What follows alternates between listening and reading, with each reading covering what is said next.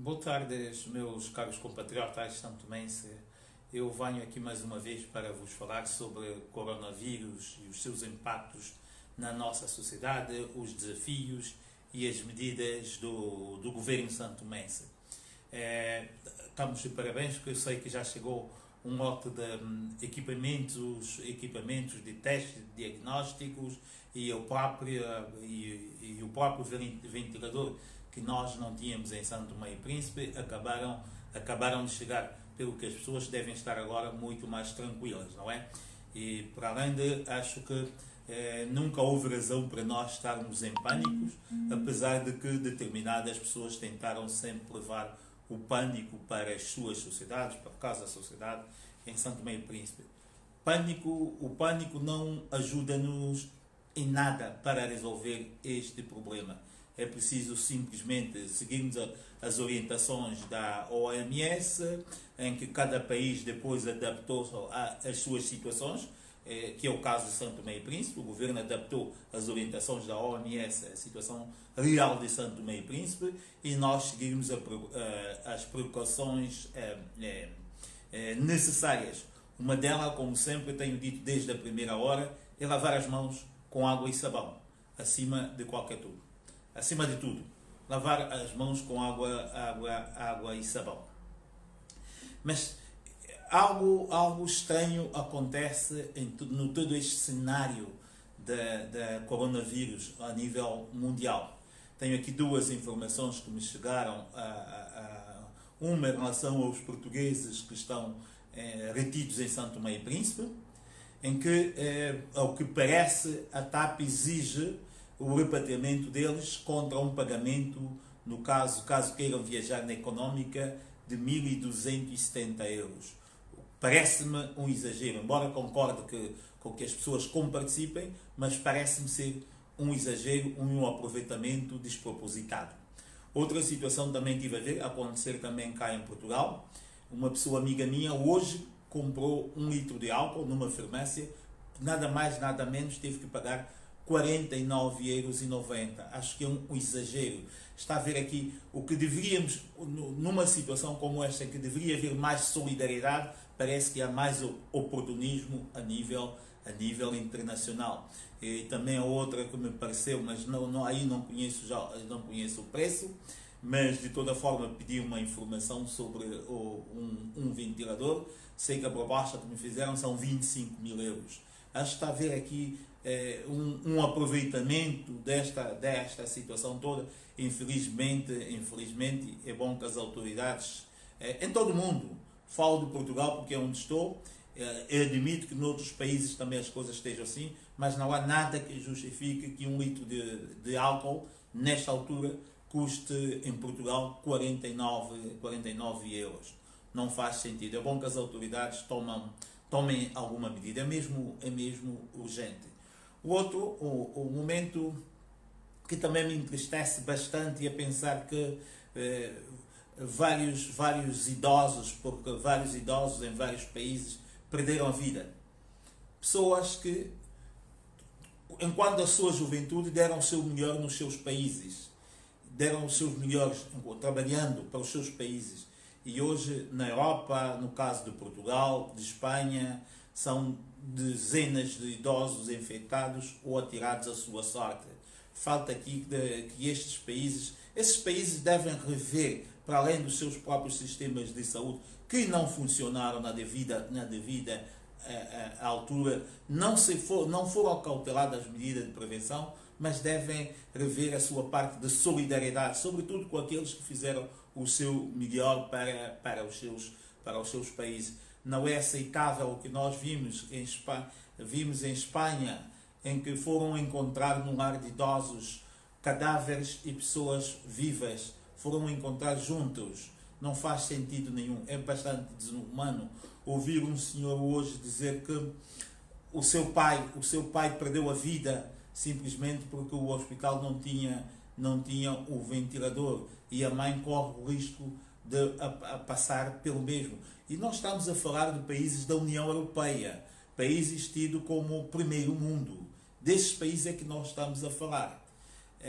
Acho que esses países devem reequacionar, não são bons exemplos para nós, em São Tomé e Príncipe e para toda a África, nesta matéria de solidariedade para com os idosos. Esses exemplos que eu retratei-vos aqui não são bons exemplos para nós. Nós precisamos, de facto, rapidamente pensarmos nos nossos idosos que também deram o contributo enquanto tinham condições para o dar.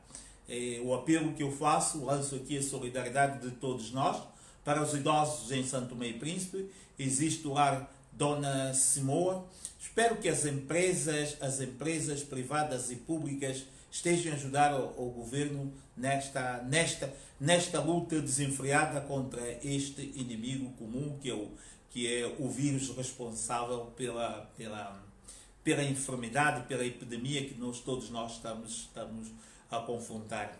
Acho que tem que haver mais solidariedade. Vamos fazer fé que São Tomé e Príncipe aproveite as boas práticas que estão a circular o mundo, porque não só de más práticas vive o mundo.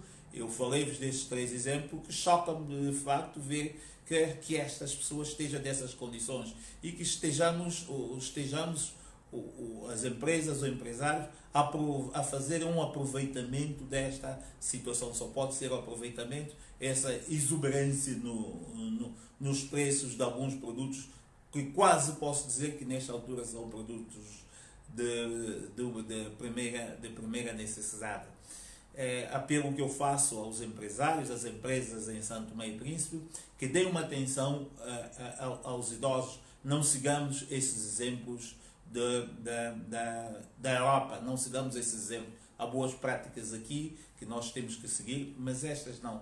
Vamos buscar as boas práticas para nós podermos vencer este combate. Julgo, continuo a fazer fé, continuo a orar e peço a todos vós também que orem, porque no caso dos nossos países africanos, no caso especial de São Tomé e Príncipe, apesar de todo o apetrecho que agora as autoridades oficiais brindaram-nos com eles, faz todo sentido que continuemos nós a orar.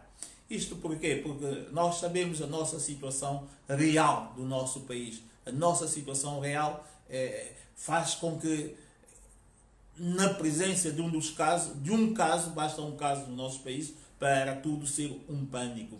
Por isso, meus caros amigos, toda a vossa solidariedade, toda a nossa solidariedade, toda a minha solidariedade é de todo útil. Também queria fazer aqui um reparo. Sei que houve uma intenção do governo regional do Príncipe para impedir os voos entre as ilhas. A decisão automaticamente reprovada pelo governo central. Acho que aplaudo o governo central pela atitude, porque não faz sentido, sobretudo numa altura em que nós não temos casos em nenhuma das ilhas. Até para mais, a Ilha do Príncipe iria estar numa situação de penúria completa ou de quase total isolamento, e com o que nós já sabemos, as dificuldades que há do abastecimento de tudo, de todos os bens de primeira necessidade, inclusive a própria banana. Como é que as pessoas no Príncipe iriam estar? Talvez, acho que foi alguma irresponsabilidade do governo regional, ou talvez algum excesso de zelo, porque sem excesso de zelo não pensado, porque não faz sentido nenhum. Nós temos que sim evitar o contato com os países ou com os cidadãos dos países onde o vírus de facto está a fazer das suas. Com estes países é que nós temos que evitar. Acho que os voos charters privados para o Príncipe devem ser cancelados. Penso que já devem estar, mas se não estão, estes sim devem ser cancelados. Não os nossos voos internos, porque o país ainda, mas fazemos fé que nunca venha a ter casos do coronavírus. Nós temos, acho que as condições estão a ser unidas para que tudo nos venham a correr bem.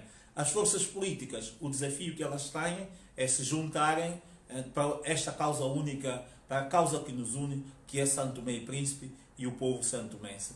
Não é momento para as forças políticas em confronto fazerem qualquer aproveitamento, senão todos nós juntarmos os nossos esforços, juntarmos os nossos braços para a causa única. O que nos une é Santo Tomé e Príncipe.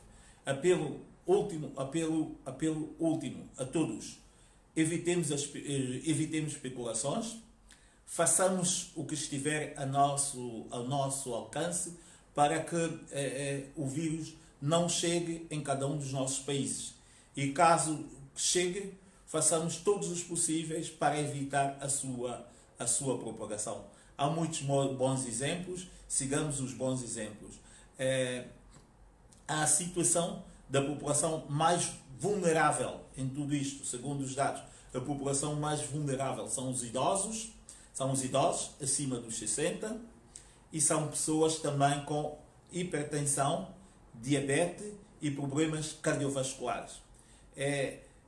Todos nós devemos tomar precauções redobradas, mas esses três públicos, quem padece de diabetes, quem padece de hipertensão e quem tem problemas cardiovasculares, a atenção deve ser redobrada.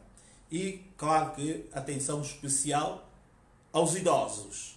Em Santo Tomé e Príncipe, ao centro Dona Semoa, eu espero que os empresários santomenses estejam a contribuir para que aquelas pessoas que estão naqueles lares e outros centros de idosos em Santo Tomé e Príncipe, para que não lhes falte nada. Essencialmente, o carinho de cada um de nós, a voz de cada um de nós, uma vez que, em termos de assistência presencial, é aconselhável que não exista, mas se eles tiverem o nosso carinho, se sentirem o nosso carinho de todos nós, se sentirem que não nos falte nada, fundamentalmente alimentação e água e sabão para lavarem as mãos, pode ser de fato uma grande ajuda, pode ser aqui uma nossa marca diferencial para o que nós vimos, face ao que nós vimos na Europa. E pode ser também um desafio a CST, disponibilizar aqueles centros, CST, Companhia Santomense das Comunicações, disponibilizar onde haja idosos um meio para que eles possam estar em contato ao menos com os seus familiares, com os seus entes queridos, ou que pelo menos possam ouvir uma voz amiga. Se a CST disponibilizar um telemóvel com dados que eles possam comunicar com as suas famílias, recebendo a chamada e divulgar estes números, com certeza que muitos de nós iremos passar uma mensagem amiga. Com este apelo eu me despeço, desejando que de facto a Santo Tomé e Príncipe do melhor, que o coronavírus não chegue, mas pior das hipóteses, chegar, que as nossas autoridades, com as suas medidas, consigam pôr o stop, evitar a propagação. Que Deus abençoe Santo Tomé e Príncipe e proteja os seus cidadãos. Oremos por todos nós. Obrigado.